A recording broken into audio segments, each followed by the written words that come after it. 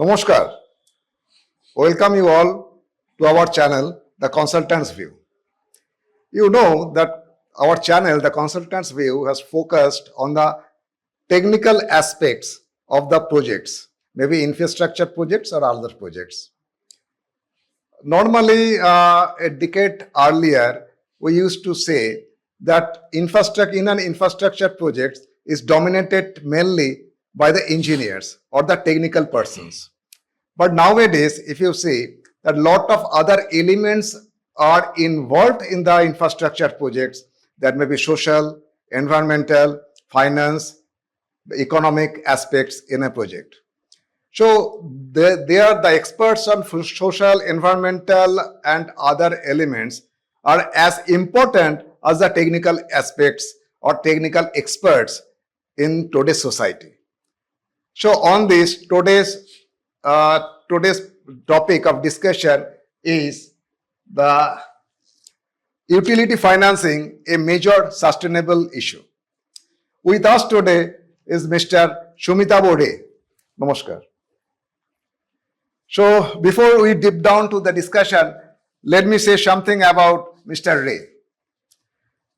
Mr. Sumitabha Ray, a chartered accountant with 25 years of post-qualification experience, did his graduation from St. Xavier's College, Kolkata in 1993 and post-graduation on public financial management from Annamalai University.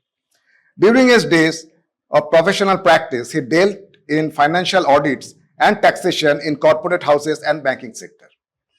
After shifting to consultancy in the development sector, he commenced with ICAI-ARF, that is, the Institute of Chartered Accountants of India, Accounting Research Foundation, for municipal reform assignments of Kolkata Municipal Corporation and Municipal Corporation of Delhi assignments, and therefore specialized in accounting and public financial management of government institutions with special focus on urban local bodies. He carries out due diligence and financial economic assessment for donor-funded infrastructure projects on behalf of multilateral and bilateral development partners and on behalf of government. Mr. Ray worked for state governments, municipal corporations, and various municipalities within the length and breadth of India. His repute in the country has made him one of the most respected consultants on finance and economics in India and even in the neighboring countries. Welcome. Namaskar, Mr. Sumitabha Ray. Please let me know if I missed out anything of you. Nothing. You covered much more than is required. Okay, thank you. Thank you. Yeah, Mr. Ray, I have drafted few questions for you. Before we dip down into the subject on financial due diligence of an infrastructure project, emphasizing on the utility sector, please explain in brief the requirements of financial and economic due diligence of a project. Thank you, Mr. Patru, about the question and also about the invitation to this podcast.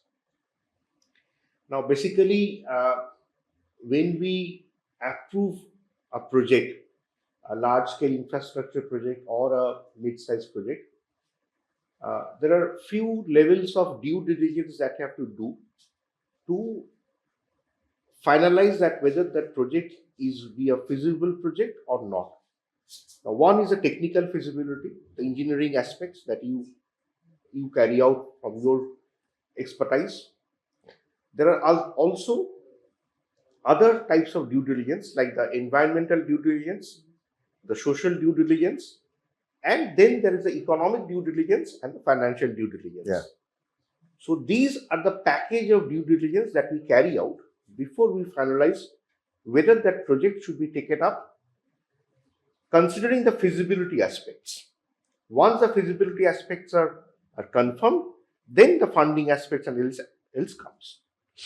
Now, if you concentrate on the economic due diligence and the financial due diligence, we basically try to, let's say the economic due diligence first. We try to find out what is the economic feasibility of that particular project, where we compare the economic costs with the economic benefits. Now, let's first try to understand the economic benefits. Now, suppose if we are taking up a roads infrastructure project, that the economic benefits may include what is the reduction in the vehicle operating cost. That means the quality of roads should reduce the vehicle operating cost. Number one, it should reduce accidents. So these are the economic benefits that we're going to value.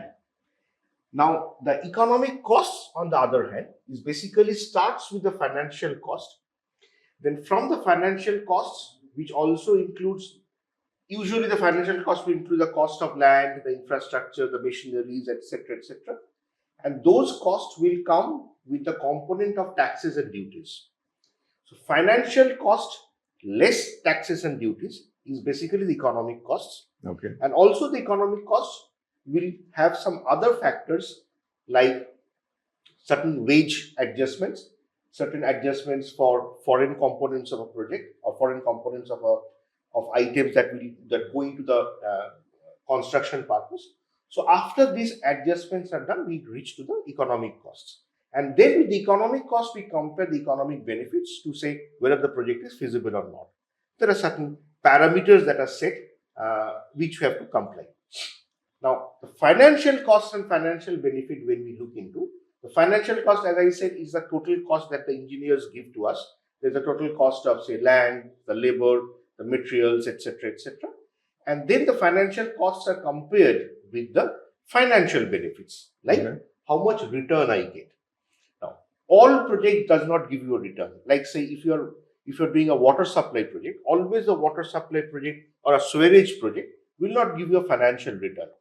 So in that case, we compare or we analyze the financial returns and compare with the financial cost, but more prominence or more preference is given to the economic benefits in case of a social project. Okay. But in case of a commercial projects, we always used to look into what are the financial benefits coming. So these are the basics of the financial due diligence and the economic due diligence. And once we know, yes, both are giving me a good return, along with the social due diligence and the environmental due diligence. That means environmental due diligence, you know that there should be less impact on the environment. The environments must be saved.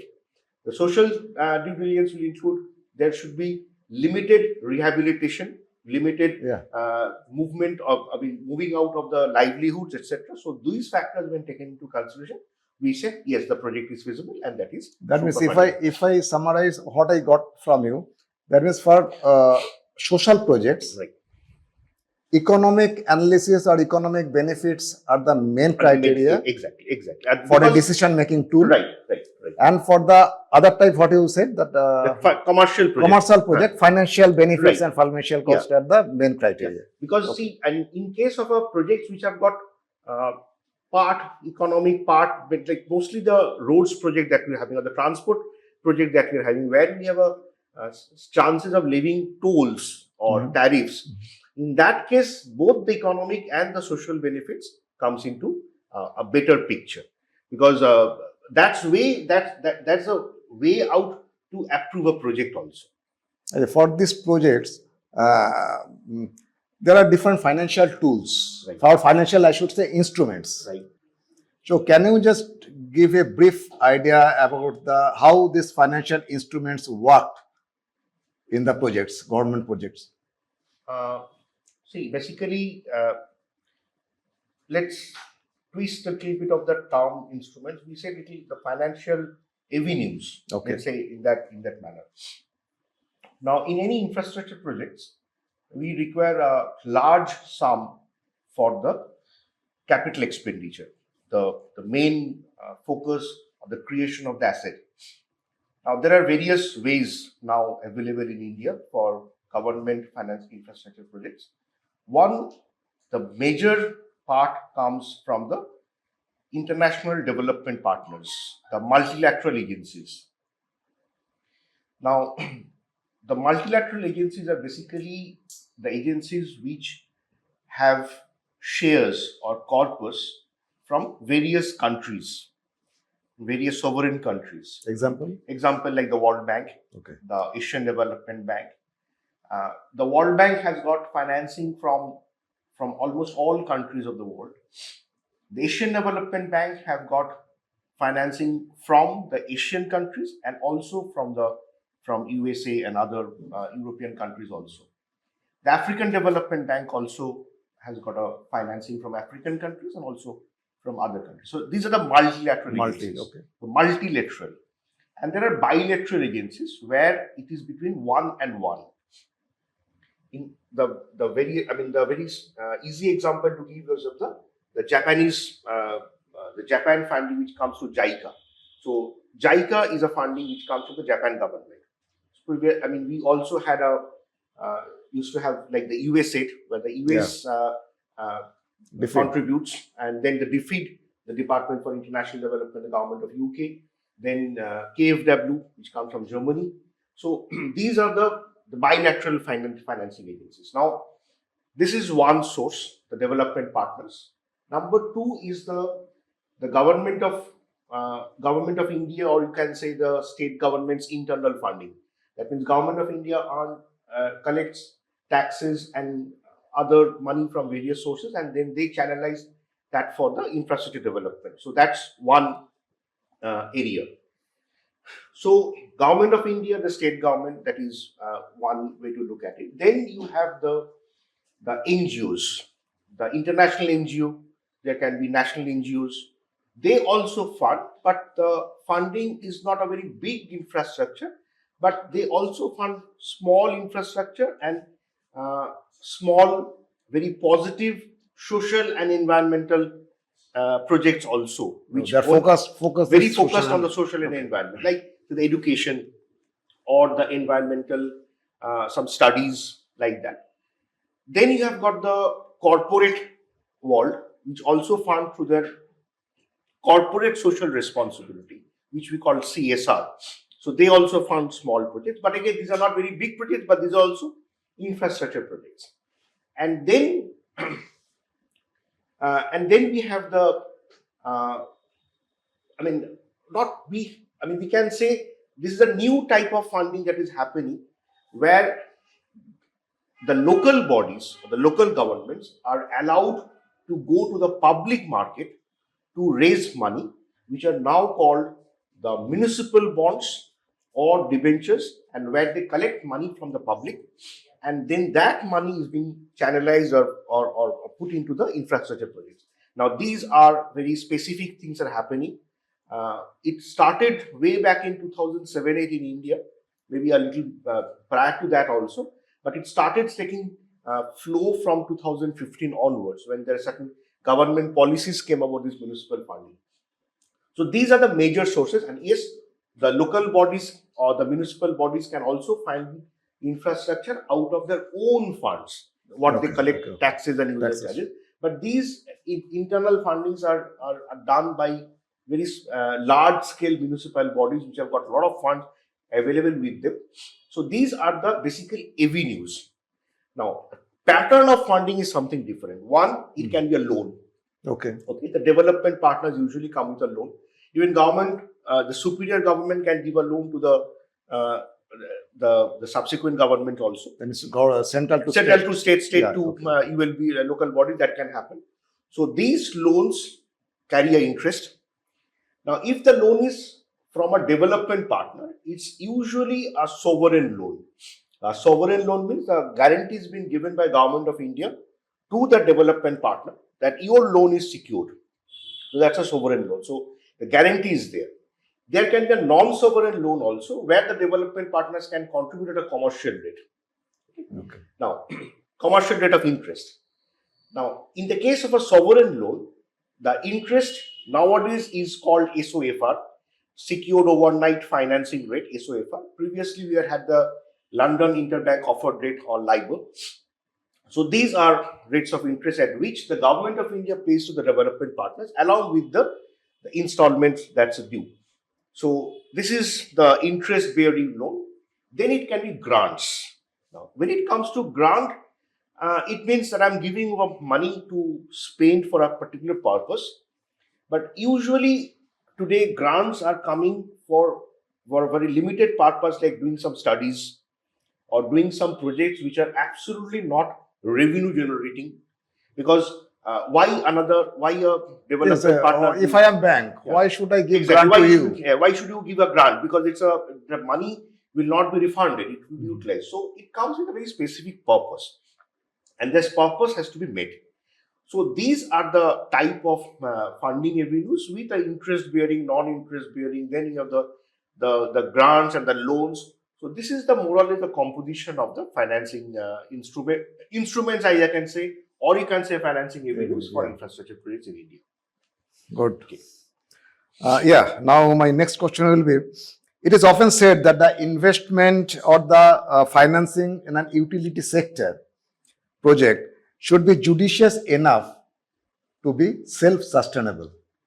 So how can it be made self-sustainable? See, this is the major challenge that we are facing in the country, in India also, you can say in the subcontinent also, because we both know each other, so we both know we have been working in the subcontinent. So this is a common challenge that we are facing, that how the infrastructure that we are spending or investing can become self-sustainable to maintain itself. That's the point. Because the operation and maintenance of an asset is becoming a major what you call a major focus now. Now, I mean, over the years, what we have seen, that government or development partners puts in money for the capital expenditure. They are more comfortable to put in the money for capital expenditure because capital expenditure has got a very specific timeline to close, say 3 years or 5 years, the design period and then the implementation period. And then after putting that money in, they can go out of the project. So everybody is interested in the capital expenditure. The operation and maintenance part will carry on years to come. So no development partners or no banks will stay for that long to finance an operation and maintenance period. So everybody is interested in the capital expenditure. Even the government of India has got schemes which run for a particular period, say 5 years. If you look at a very a vibrant or a very focused scheme that ran between 2005 and 2012 is of JNNURM, Jawaharlal Nehru National Urban Renewal Mission. Then from 2014 onwards, we have the Amrut. Then we have the Smart City. They all come with a very specific period. So during this specific period, everybody is concerned with the capital expenditure. So nobody is looking into the future, that what Operation and happens to maintenance. this operation and maintenance. Now, so one is the focus, that we are more concentrated on this, and the user departments are also getting tuned up in that way that once the capital expenditure is done, wait for another project to come to replace this asset to have another capital expenditure. So nobody is actually bothering on the operation and maintenance part. One, so mindset is a thing, and second is that for the operation and maintenance, you need to have your own finances, because no government, no development partners usually go for a fund of the O&M period. So you have to have your own mechanisms to earn that money and to do it. Now, if you look at the transport project which is happening in India, where you have a toll roads or where you have a metro rail projects, where you have a chance to recover the money through tickets or tariffs or tolls, these projects are running fine. But when it comes to a water supply or a heritage project, or maybe a sewerage project or a SW solid waste management project, there is a reluctance to charge. This is a political ideology. So there's a reluctance to charge. So we always do a willingness to pay survey, that whether people are willing to pay or not, where we always found that people are always willing to pay because they want better service. So what's the problem? The problem is there is never a willingness to charge survey. A willingness to charge means the political people should also be questioned whether you want to charge or not. So willingness to charge is zero, willingness to pay is there. So when people are agreeing themselves to pay for a better service, so why not charge a little bit to recover the money to make the project sustainable? So as we had been discussing of the when we were coming over here, we were discussing that. See, if you look at the transport projects, we are paying the toll, we are getting the best of services. Our vehicle operating cost has come down. The roads are well maintained. The median of the roads have got good shrubs, good flowers. It looks good. The accident barriers are also well done. The signages are properly maintained. Lights are also there. So why not? I mean, we are paying the money for those infrastructure. So why not replicate that for other social infrastructure? In the toll system, as you rightly pointed out during that time, our travel, that from the richest to the poorest, all are contributing. Exactly. All are contributing, either directly or indirectly. So it's not that we charge only the richer people, or we leave out the weaker people or the poorer people. It's not that. Everybody is paying. Even when a bus is crossing the toll road, there are many poor people who are traveling, and the toll cost is getting recovered from the ticket cost, but spread over many people. Even when the commercial vehicles are carrying goods or couriers or packages, they are also paying the toll roads, and that is getting loaded in that. So everybody is paying a share of that. So why not these happen? Yes, you cannot charge at the same rate for the richer people and the poorer people. There can be a slab system, there can be a staggered system, there can be a slab-wise system where the richer people pay richer people means what? That one who consumes more pay more. Yeah, consumes more water. More water pay more. I mean, like we have seen. It is like electricity bill. Exactly. Those who pay on a higher. Those who consume more, they are paying more. Those who are consuming the meaning, because in any service there is a lifeline service, lifeline level also. Say up to 60 units, it may be free. Then you go on staggering. So these type of models are available. One can easily adopt such models, and then you have to charge, because service cannot be a freebie. Because freebies, yes, it's good to hear, good for any situation, but freebies in service mechanisms or service delivery systems is not going to give a long run holistic approach to the maintenance of the social asset. So one has to charge and make it sustainable. So sustainability has become, financial sustainability has become a major issue now, that because over the last 20 years we have been constructing heavily. Now those assets has to be maintained. Otherwise we will be ending up with in a situation where you have to immediately replace all assets, and which is not possible, because over the years we have invested a lot of money. So that has to be maintained through some sustainable efforts. Thank you, Mr. Ray. Thank you. I have been discussing with many financial analysts like you, and with a few bankers also on this. There is a common opinion, utility financing is a major sustainable issue nowadays. That's what you say. Okay? So do you have anything to add to it? See, again, as I said, that those who are implementing these assets, those who are operating these assets, sometimes the two agencies are different also. One creates and implements, and one operates and maintains. That means one agency develop or creates the asset, then hand it over to the line departments, and then the parent department and the line department has to manage their assets. Now, what we have found, that there are many a situation, there is a communication barrier between these two units. They don't talk to each other.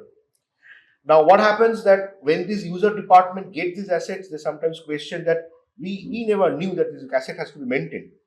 We were never asked that how the funds going to be coming to maintain these assets. So these are the ground level challenges that we have seen over the years. Having said that, means, can I summarize it as a transparency issue or a communication? Yeah, that's a communication barrier, because these type of infrastructure assets, when it happens, that every department has to be taken into consideration for a final decision making, because we have to come to a point where we start thinking beyond creation of assets also. Because we are only concentrating on the creation of assets and forgetting about the sustainability factors, how to maintain that assets. So once the user departments comes into the picture to maintain that assets, then they have to find avenues for funding. Usually they depend on the budget lines, the budget allocations that happens. now, which is a very meager at some point of time. Now, if you look at some of the heritage renovations that has happened across India, with a lot of development partners coming. I mean, I have walked in a few. I know that heritage renovation requires a lot of funds, but those heritage renovation, those assets, you have to recover these funds for further heritage renovations. So for that, you have to have a ticketing system. Yes, some mechanism, some heritage units they do have a ticketing system where they check the how much of the what is the footfall of the people or visitors there. But in some cases, it's not so. It is free that anybody can come and can enjoy the heritage. Fine. Socially, these are very acceptable, but economically and financially, there has to be a mechanism where, other than the outside the budget line funding, there should be a mechanism to self-finance the assets to some extent. Now, you can think about giving some advertisement rights, giving some kiosks where people can sell their coffees and snacks, where from you get a return. Now, if you look at it, the airport's development that has happened, in any airport, a lot of shops are inside the airport lounges. They sell tea and coffee at a very high rate, whereas the same tea and coffee is available at a lower rate outside. Now, we have a tendency to complain that why you charge so much over here and why you charge so much less there. And you have to understand that to get this benefit of a good airport and airport lounge and good facilities, etc., we have to pay more. And you are not going to pay user development charges to the airport authorities. You are paying through those services that has been you are getting there. Now, if you don't want a cup of tea, don't take. Nobody is forcing you to take. But if you take, you have to pay that price. So user pays. There are no freebies. There are no free lunches. So in that mechanism or in that framework of mind, we have to consider that self-sustainability of an asset. Because you cannot complain today that the airport is having filthy washrooms. You cannot have a complaint of the washrooms are overflowing, etc. And the floors are not clean. They are cleaned every moment. Where from you are paying those housekeeping staff? Where from you are paying those toilet people who are cleaning the toilets at every point? You enter, immediately the toilet is clean. Where from? From those additional payments that you are making to the tea vendor. Yeah. So that pays. So these models are there. So one has to think about. But as a financial person, I would say there should not be any freebies to services. Services should be cross-linked with your revenue generation. Okay, clear recommendation from your end. My next question will be, during the technical due diligence of an infrastructure project, we, as an engineering from the engineering fraternity, most of the times we try to reduce the capital cost, as you said, which ultimately leads to increase in the O&M cost. In our normal psychological trend in India, it is our normal psychological trend in India. What would be your advice to the sector experts like us on this? See, I mean, as I said earlier also, we are always very comfortable to have a capital expenditure. Okay, so capital expenditure is our focus. And as you said, you experts and we experts, when we work, we also have a mandate given by the development partners or the government that you have to prepare documents which gets approved very soon, and nobody questions on that document. So what we do to give the best benefits from that infrastructure projects at a low cost, we have a tendency to keep the capital cost low, increase the number of beneficiaries. See, with this small cost, we can do so much of goods, or we give so much of benefit to the public, and then we say, okay, the project is approved, we go to the next project. Now, what happens is that we forget that this project or this infrastructure will also have to be maintained and operated by someone. So, you basically, by reducing the capex and increasing the opex, you basically are transferring the problems to a next generation. Exactly. So you are shifting the problem. You think about the problem, not me. Now, what happens when that person will be told, now you operate, he will also think, let's do another capex rather than an opex. Well, Rather they don't- it is a headache for him. It's a headache for him. So it's better that you create another asset so that he can again shift the headache to somebody else for his next generation. So this is the problem. We are not doing a proper life cycle costing. Life cycle costing will give you everything. So that is the major thing, or the major focus should be where you include every aspects of that asset from the from the conception stage up to the close of that asset, maybe 50 years after. I mean, we don't create our own houses also, that every second year we create a house. I will give you an example. It is that life cycle cost. So we do, as an engineer, we do the life cycle cost. Then Right. after of different options, Right. the option we suggest or we recommend from the technical aspect, we give you the cost for financial analysis. Right. In a project, not only in one project, in some projects, we do the cost of one option with high cost, capital cost, low M cost. There will be huge backlash from the government. Right. Why? It is not the officer who is dealing me. There is a pressure on that officer to reduce the cost. Right. Exactly. Okay, with more beneficiaries, covering more beneficiaries. This is what is happening. So any officer or anyone who is dealing with those aspects now today will be transferring that problem, or will transfer that to the next generation, to the next successor. Let the successor suffer. Let me come out of this. So this is what we have to do in a more holistic approach, as I feel, so that the ultimate value for money is achieved. Yeah. Because we have to finally understand what is the value for money. Okay. Now my question will be, what are the financial risks of an utility infrastructure project from a banker's perspective or government perspective? I would say there is one major risk is timely completion. Okay.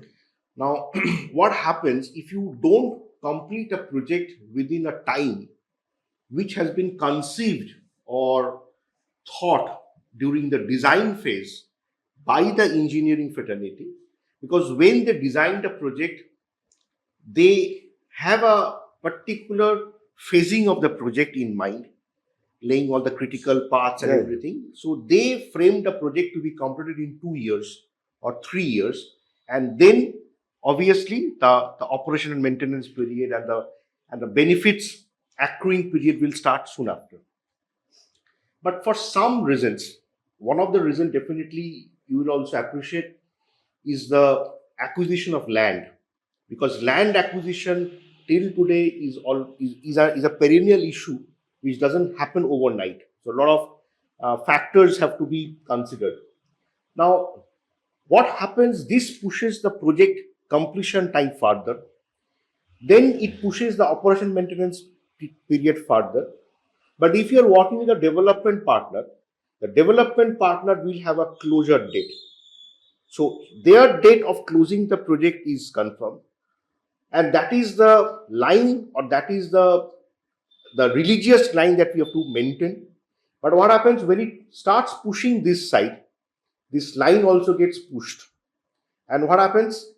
The development partner one day says, I'm going, because I cannot continue further. So the entire burden to complete the project falls upon the government or the department which entered into a contract. So number one risk, cost overruns happen. Now, along with the cost overrun, it also becomes necessary that who will fund that overrun. So the development partner has gone. The entire gamut of the stress, the financial stress, falls on the department. They don't have a budget because their budget got exhausted. Now, when your operation and maintenance period changes, your design population got changed. Yeah. Everything got changed. So this is a major risk that we have to be very certain that if we say a project will start, say 3 years or rather project period is 3 years or 4 years or 5 years, you should complete it within the time, because cost overruns because of delays for any reasons. Yes, land acquisition, land availability is a reason. There are some other engineering aspects also. So that should be considered and that should be taken into consideration. Then why don't we, during the project preparation period, if I assume that, okay, this additional time for land acquisition should be included in our project schedule? See, So- I mean, basically, even if you do that, no contractor or no consultant, engineering consultant or any consultant will be actually doing the acquisition. The acquisition definitely is with the government department. In many cases, No one knows. no one knows, and in many cases it is said we will be doing the thing on a government land if it is available. Initially, some says it is available, then we find it's not available, then private acquisition happens. Then this creates a cascading effect of delays. I mean, nobody Yeah. knows. And then when you hand over the project to a contractor, the contractor is already mobilized. Now he doesn't have a land to start with. Then the entire responsibility of the delay he transfers to the client or to the government. I don't have a land, how do I start? So again, his cost also starts accruing, because he has already put in his assets there, he has already put in his people there, so he will not sit idle. And what happens, he will charge a demurrage from the government for non-availability of land also. Yeah. So you, from day one, you start increasing your cost without knowing it. So these things has to be factored in. Yes, we start a project where all clearances are there. Then now we have the environmental clearance. Environmental clearance also requires time. I mean, it doesn't happen on an overnight factor. I mean, whether it is environmentally challenged project or whether it is environmentally easy project, we don't know. I mean, laws are changing. So these factors have to be taken into the ground, taken into consideration before you actually. So delays are one, and after the delay, after the implementation has happened, then the next risk I would say is the financing risk, the interest risk. Now, Can you explain that? Yeah, who pays the interest? Mm-hmm. Now, basically, if it is a development partner sovereign loan, then definitely the government of India is paying the interest, paying the installments on a regular basis. There is, considering India's present economic condition, there is no default in any loans or anything. Now, then that interest payment risk and the repayment risk is transferred to the next government. They have to pay it because it's not government of India's expenditure. They will recover it from the government where it is being executed. Then if it is a local government who is actually getting the benefits and who is supposed to earn the revenue, then it is transferred to them. Okay. So now whoever is paying the interest, they have to recover the interest cost also. That always doesn't happen. I mean, that there is a there is a gap in that, because again I will say that interest recovery means you have to recover through some cost. Yeah. So you can understand that. So if there is no cost recovery, then how the interest recovery happens? Now we are not talking about a full cost recovery. In our economic, in our financial analysis, there are two types of recovery. One is a partial cost recovery and a full cost recovery. Full cost recovery says you recover all operating cost. You also recover the depreciation cost. Now, why you recover a depreciation cost? Depreciation of the asset. That means with the depreciation cost recovery, you create a corpus to create your future asset. Yeah. So depreciation cost recovery is not for a accounting purpose. It's for a purpose to create a reserve to that. And also the interest cost. That's a full cost recovery. But we don't do that. We are not doing anything. But at least a partial cost recovery, where you recover the operational maintenance cost, at least that much of recovery can happen. So these are the two challenges I would say in utility financing, or as from the banker's side or from anybody's side, is the timely completion of a project, and also the way you're going to recover that asset. So these are the two challenges which I feel. Okay, Mr. Ray. As a financial due diligence expert, you work on behalf of development partner banks who finance a project, on behalf of clients who execute the project, and also on behalf of project consultants who design and supervise and manage the project. where you felt most comfortable? It's the question to you, not of any project. I have a personal discretion to answer that also. Yeah, yeah. There are the three phases of the implementation of the project phase, life, whatever you have said. With the development partners, it usually happens at the beginning of the project, when the project is getting designed, the loans has to be approved, etc., etc.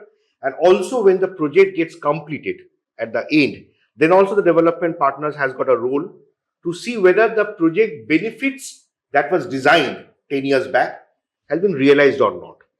So the development partners directly, if you're getting involved, so we come at the opening stage and at the very closure stage. Then if you're working with the government, the implementation happens. I work with the government who are implementing projects, and also I worked with the design supervision management consultants where you manage a project. Now all three has got different challenges, definitely. But if you say which is a easier life, I would say to work with the consultants, because there you get a lot of time. I mean, it's not that you deliver in 20 days or 15 days.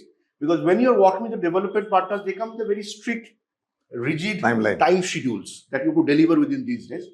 And also the pressure is also on to get a clearance of the project, where chances of committing an error has to be zero. Even if you commit an error somehow, because we are all humans, sometimes commit an error, we don't get a scope to revise it and review it. So you have to be dead sure that what you are doing when you're working at the beginning and the close of a project. But when you're working in a government for the implementation or the engineering consultants, you have some leeway of a time where you can mold yourself. Even if you have committed any error or you have gone wrong somewhere in your assumptions, then you have got a chance to recover. But all three phases have different challenges. Yes, I mean, working directly with development partners is always good. That is, you get a good recognition personally. Working with the government also get a good recognition. But again, you get bogged down in one project. So that also one sure, because an engineering project like this go on for 7 years. So 7 years in a project, in a particular single project, is not a very good thing, because you get bogged down in one project and in your entire life you may be doing 4 or 5 projects. So challenges are different. So one need to weigh that which challenge is comfortable for me. I prefer personally to be on a multiple assignments. So I pick my challenges accordingly. Can you say some of your challenges you faced in brief? Challenges I faced mostly in the design phase when we are doing, we don't get good primary and secondary data, because our analysis all depends on the data that we are having, because that means from us, not from you. Okay. Sometimes from you, your data are more. If you have the engineers of the design, then they give the data. But our analysis depends on some other extraneous data also. Like say, like I was doing a particular tourism project in the closure period, then we were to say that how much of local livelihood have improved, because that was a benefit condition. Now it is very difficult to go, I mean, that was in a hill. So we had to go to the hills and find out that how much of the livelihood has increased actually. So we went to the homestays. After that, the tourism development happened in that hill station, some homestays have come up. They are getting regular tourists. So their revenues actually increased. But it is very difficult to go and do a survey and collect the data from them within a short period of time. So this is one challenge, that the data collection, data collation requires a lot of time, a lot of effort, and we don't get too much of a support to get that. Secondary data are not always maintained properly. Like say, again in a tourism project where we had to say there was some development in a religious place, and when the design was done, the feasibility was done on the basis of the footfalls of that religious monument or more religious place. Now, some calculations were done previously based on which the feasibility was done and the project was said to be feasible. Now, at the time of a closure, when we went to find out that what is the number of footfall there, we have no records. Why? Because nobody is maintaining that record in a temple. In a temple, people come and go. There are no ticketing system in a temple. So how do you know? It can't be from a CCTV camera. Then you have a thing. So even if you do that, it will be not a practical approach. So this is one. Data collection is a major challenge that we faced and we are facing. And then obviously in a government project, I must say that we consultants try to be in that project for a fair amount of time. But the other side of the government changes regularly. I mean, there's a system of a lateral changes in the government. So we have to face many types of or many numbers of government officers. Again, any person come, he or she will have a different thought process. He or she will have a different ideology, a thinking pattern. So you have to play within yourself to change yourself to the tune of the government officers, so that you know that yes, because ultimately you have to satisfy your client also. So that's the ultimate also. Okay, Mr. Ray, we have come to the end of this session. So my last question will be, how do you see our initiative to make podcast with you? I mean, with professionals like you. See, I mean, or what are the gaps within us? We should cover it up. See, I think this is the first time I'm appearing in such an initiative.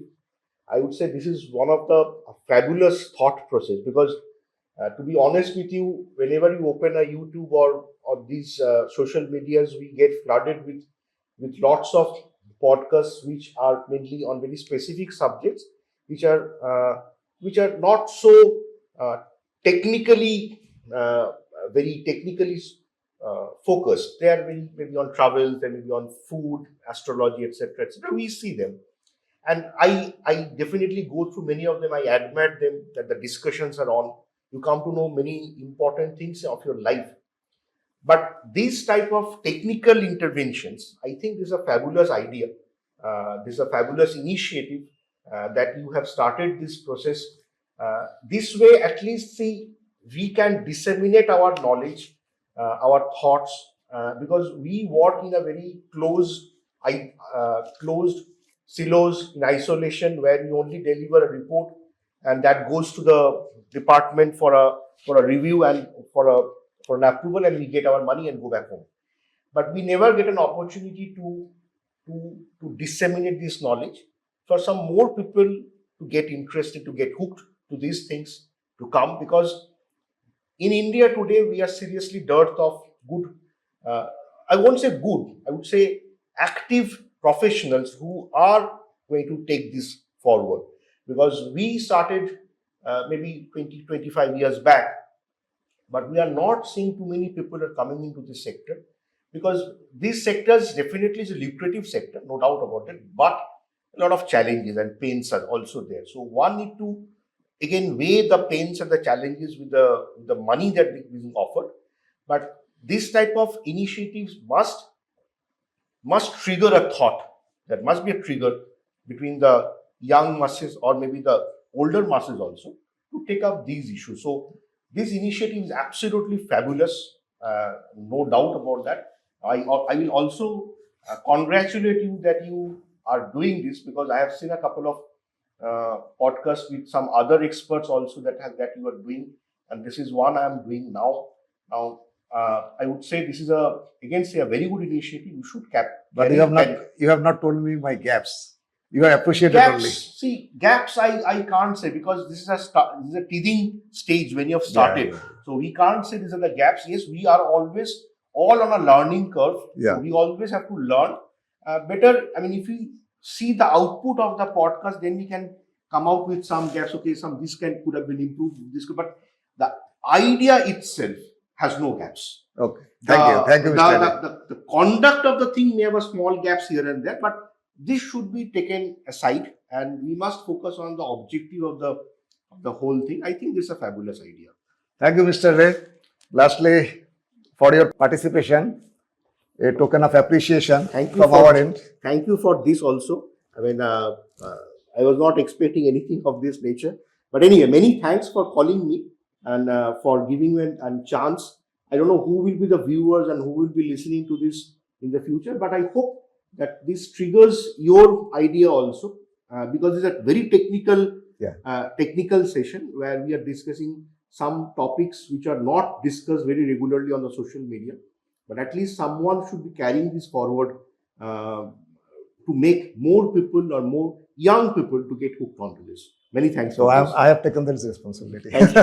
Thank you. Thank you, Mr. Ray. Thank you. Thank you.